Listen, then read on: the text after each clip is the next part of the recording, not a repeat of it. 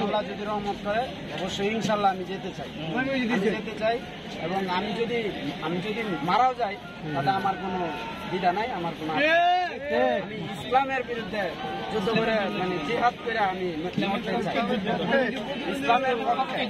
ইসলামের পক্ষে আমি মরতে চাই। আমরা তো মৃত্যুকে ভয় পাই না। আচ্ছা, আমরা তো জানি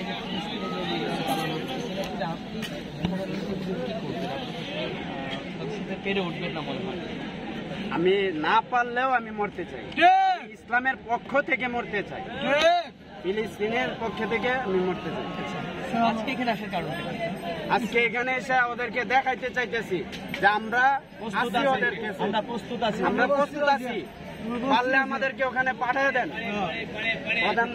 আমাদের উপদেষ্টা ডক্টর ইউনূস সাহেবের কাছে মানে আমরা এটা প্রকাশ্য করতে আসছি যে আমরা প্রস্তুত আছি, আপনার পারলে আমাদেরকে পাঠিয়ে দেন। আমরা যাইয়া ওখানে লাঠি দিয়া পারি আর ইট দিয়া পারি, আমরা যুদ্ধ করব, মইরা গেলে আমাদের কোনো আফসোস নাই। আমরা সাদা কাগজে লেখা দিয়ে দেবো।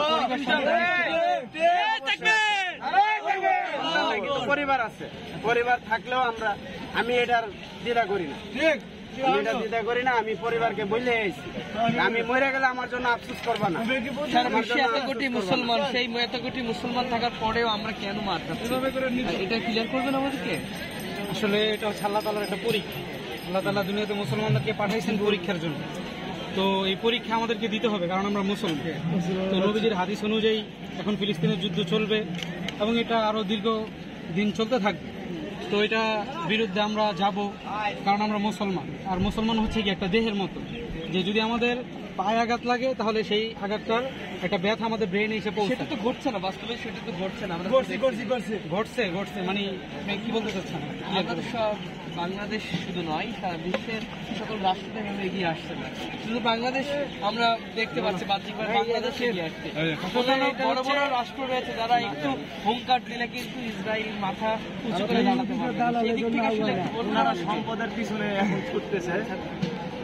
ভাই, আপনি যে প্রশ্ন করেছেন যে গোটা বিশ্ব তাকিয়ে আছে, কিন্তু শুধু বাংলাদেশ এটার প্রতিরোধ করতে চাচ্ছে, এটাই তো আমি বলতে চাবো যে আপনারা জেনে থাকবেন।